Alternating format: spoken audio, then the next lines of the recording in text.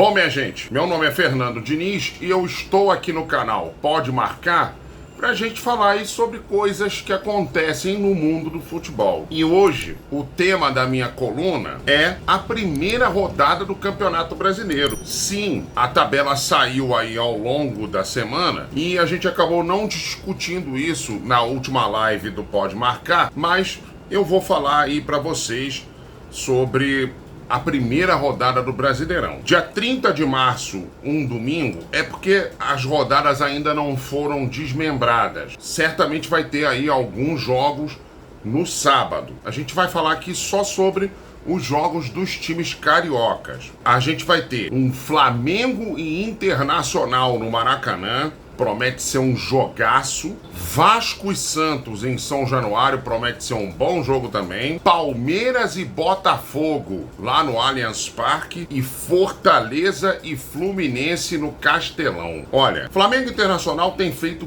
grandes jogos aí nos últimos tempos. Os empates lá em Porto Alegre, a vitória que o Flamengo teve 2-1, quando o Flamengo era treinado pelo Renato Gaúcho, lá em Porto Alegre também. E no ano passado, na 36ª rodada, o Flamengo acabou decretando o fim das chances de título que o Internacional ainda tinha, quando o Flamengo derrotou o Internacional por 3-2 no Maracanã, num jogo dramático. O Flamengo, aliás, ajudou um pouco ao Botafogo a ser campeão. Vasco e Santos em São Januário. Eu já vou até antecipar qual vai ser o tratamento que a imprensa vai dar. É o Vasco de Coutinho e Payet contra o Santos de Neymar. Olhando elenco por elenco, não tem nenhum dos times muito melhor hoje em dia. O Vasco começou muito bem o Campeonato Carioca, mas já está ali há 3 jogos sem ganhar. E o Santos,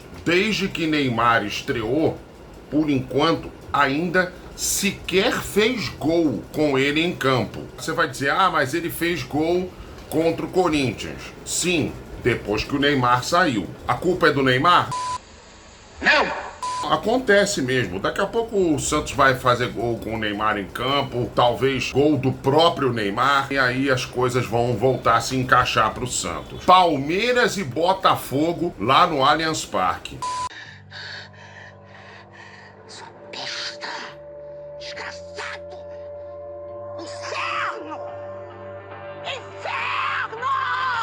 O que Palmeiras e Botafogo fizeram de decisão em 2024 não tá no gibi, né? Palmeiras e Botafogo decidiram vaga nas quartas de final da Libertadores e o Botafogo eliminou o Palmeiras dentro do Allianz Parque. O Botafogo tinha vencido por 1-0 no Newton. Houve um empate dramático de 2-2 lá em São Paulo. O Botafogo chegou a fazer 2-0, salvo engano. E aí o Palmeiras conseguiu um empate nos últimos minutos e quase conseguiu virar o jogo. E aí o Botafogo acabou passando pelo Palmeiras e sendo campeão depois da Libertadores. E na 34ª rodada do Campeonato Brasileiro, Palmeiras e Botafogo fizeram um jogo dramático e decisivo para o Botafogo ser campeão. O Botafogo foi lá, meteu 3-1 com um gol inclusive do Adrielson, zagueiro que tinha sofrido uma expulsão no ano de 2023, naquela super virada do Palmeiras para cima do Botafogo aqui no Newton. E aí em 2024 ele se redime, faz um dos gols da grande vitória do Botafogo para cima do Palmeiras lá em São Paulo e ajuda a carregar o Botafogo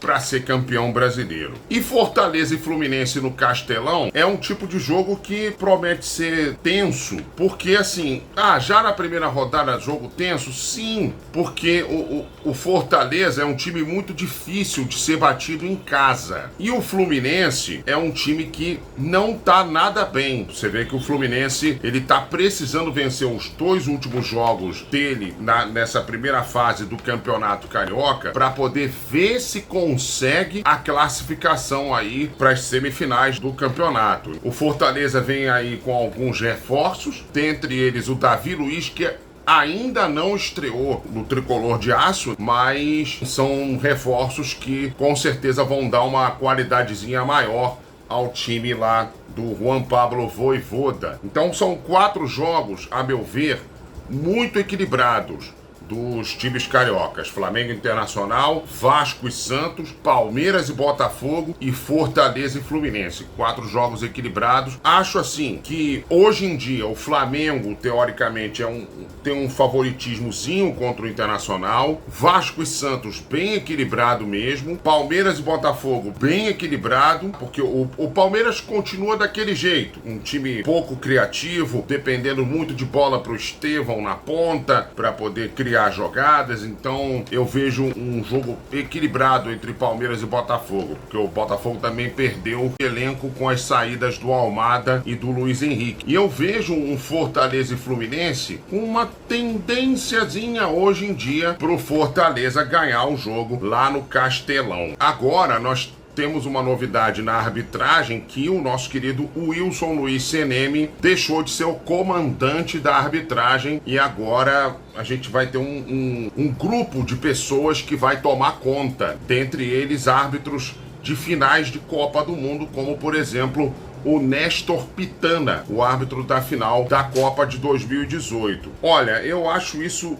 extremamente positivo para a arbitragem nacional, digamos assim, se curvar a grandes árbitros internacionais, porque realmente a tendência é que eles tragam um pouco mais de qualidade para a nossa arbitragem. E não é só o Néstor Pitana, não. Tem também o árbitro da final da Copa do Mundo de 2014, nesse grupo de árbitros que vão tomar conta da nossa arbitragem aqui. Eu acho que a intenção, pelo menos, é melhorar bastante a nossa arbitragem, o que eu acho extremamente positivo, porque nossos árbitros erram e erram muito. Por exemplo, no clássico entre Flamengo e Botafogo, o De La Cruz tinha que ter sido expulso. Ele dá uma cotovelada no jogador do Botafogo e não pensa nem na disputa de bola. E o Barbosa tinha que ter sido expulso, sim, nos 90 minutos. Ele faz uma falta do Bruno Henrique, que era para cartão amarelo, e depois ele agride o Wesley no segundo tempo. Então, o Barbosa tinha que ter sido expulso nos 90 minutos. Ele não tinha que ter ficado em campo para confusão, não. E, aliás,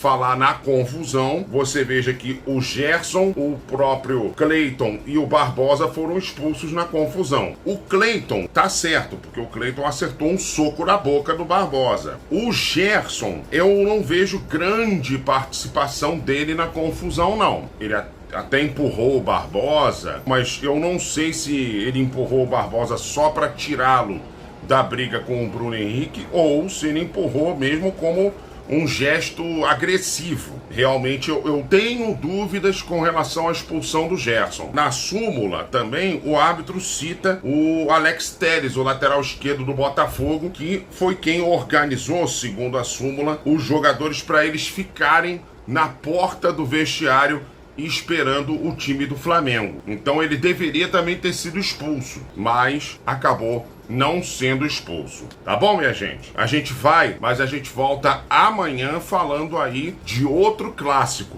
Flamengo e Vasco no Maracanã. Esse clássico aí pode definir algumas coisas. O Flamengo, se vencer, pode encaminhar o título da Taça Guanabara, garante a classificação para a semifinal e complica a situação do Vasco, que ainda tem o clássico contra o Botafogo na última rodada. E se o Vasco vencer, ele fica numa situação bem tranquila para se garantir aí na semifinal do campeonato. Tá bom, minha gente? A gente vai, mas a gente volta amanhã. Tchau, tchau, gente.